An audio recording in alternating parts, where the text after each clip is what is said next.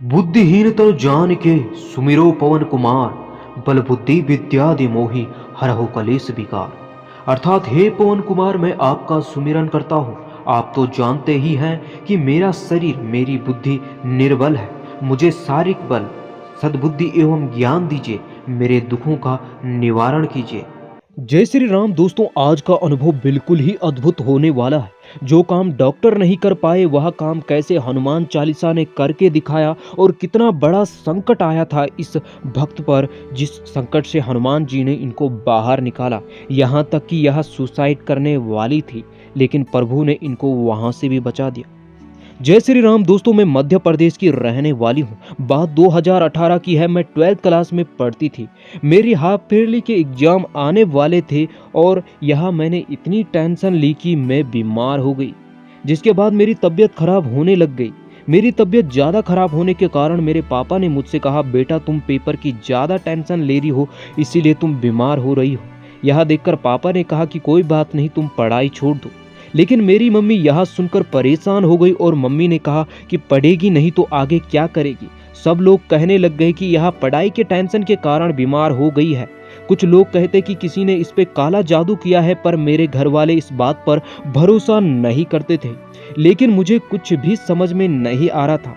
लेकिन कभी कभी मुझे घर में खून दिखाई देता, जिसमें स्क्रैच के निशान लगे होते। मेरी तबीयत ज़्यादा खराब होने के कारण मुझे कई डॉक्टरों के पास ले जाया गया। डॉक्टरों की दवाई खाने के बाद भी मैं ठीक नहीं हुई और मैं उन दवाइयों से और बीमार रहने लग गई। यहाँ तक कि मेरा मन कभी खुद को खत्म करने के लिए कहता, मेरा मन खुद को सुसाइड करके खत्म करने के लिए प्रेरित करता, लेकिन प्रभु ने ऐसा होने नहीं दिया। फिर मेरे मम्मी पापा को भी लगा कोई काली शक्ति का ही प्रभाव है। कई जगह पर मुझे दिखाया गया, लेकिन जो उपाय उन्होंने बताए वह उपाय हमने किए, लेकिन कोई भी फर्क नहीं पड़ा। यह देखकर मेरी मम्मी ने मुझसे कहा, बेटा तुम हनुमान चालीसा पढ़ो, और वह खुद भी रोज हनुमान चालीसा पढ़ने लगी। हनुमान चालीसा पढ़ने के बाद धीरे धीरे मैं ठीक हो गई। जो खून मुझे घर में दिखाई देता था कभी कभी, वह खून दिखाई देना भी बंद हो गया। और आपको यकीन नहीं होगा, मैंने ना हाफ ईयरली के एग्जाम दिए थे, ना बोर्ड परीक्षा प्री बोर्ड के परीक्षा दी थी। मेरे बोर्ड परीक्षा में 85% नंबर आए थे। यह देखकर मेरे घर वाले हैरान हो गए और मेरे टीचर भी हैरान हो गए कि वह कहने लग गई कि इस लड़की ने ना हाफ ईयरली दिए थे, ना प्री बोर्ड दिए थे, लेकिन बोर्ड पेपर में इसने 85% कैसे ला दिए। यह देखकर मेरे क्लास के बच्चे भी हैरान थे, लेकिन मुझे तो अपने बालाजी पर भरोसा था। यह सब तो उन्हीं का चमत्कार था।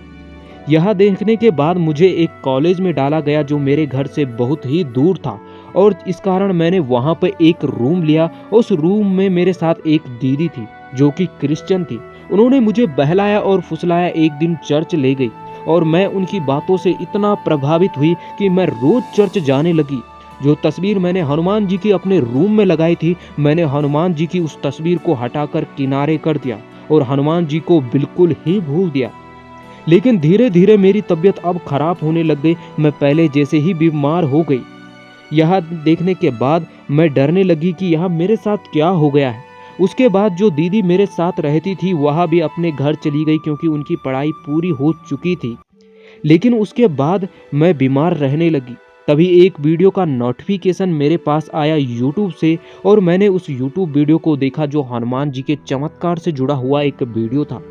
और वह जयेश बाघेला जी के यूट्यूब चैनल के मैंने सभी अनुभवों को देखा, और उसके बाद मैंने हनुमान जी की भक्ति से प्रभावित हो गई और मैंने फिर से हनुमान चालीसा का पाठ शुरू किया और हनुमान जी के चमत्कारों के वीडियो देखने लग गई। और उसके बाद मैंने हनुमान चालीसा जब पढ़नी शुरू की, उसके तुरंत बाद मैं बिल्कुल ठीक हो गई। यह मेरी हनुमान जी की ही कृपा थी। लेकिन इससे भी अचंभित करने वाली बात यह थी, जो हमारे मकान मालिक थे वह कभी भी किसी के लिए किराया कम नहीं करते थे। अब मैं अकेली ही इस रूम में थी, इसीलिए मैंने अपने बगल में जो मेरे पड़ोसी थे, मैंने उनसे कहा, जो लड़कियां थी मेरे साथ की, उनसे मैंने कहा क्या मकान मालिक मेरे लिए किराया कम करेंगे। तो उनमें से कई लड़कियों ने कहा कि वह कभी किसी के लिए किराया कम नहीं करते हैं। मैं भी कई बार अकेली रही, लेकिन मैंने इनसे किराया कम करने की बात कही तो इन्होंने कभी कम नहीं किया, और कई लोग भी ऐसा ही कहते हैं। लेकिन मैंने हनुमान चालीसा का संकल्प लिया और हनुमान जी से कहा कि हे प्रभु, वह मेरा किराया कम कर दे। उस समय मेरे घर में आर्थिक तंगी चल रही थी। मैं मकान मालिक जी के पास गई और मैंने कहा कि आप मेरा किराया कम कर दीजिए, लेकिन उन्होंने साफ साफ इनकार कर दिया। मैं वापस रूम में आई और हनुमान जी के सामने गई। मैंने प्रभु से कहा कि हे प्रभु, आपने मेरे लिए कुछ इससे ज़्यादा अच्छा ही सोचा होगा। लेकिन तभी मकान मालिक का फ़ोन आता है और वह कहते हैं, बेटा कोई बात नहीं, जितना तुम कह रही थी उतना ही दे देना। यह देखकर मैं हैरान हो गई और यह सब मेरे हनुमान जी की ही कृपा थी।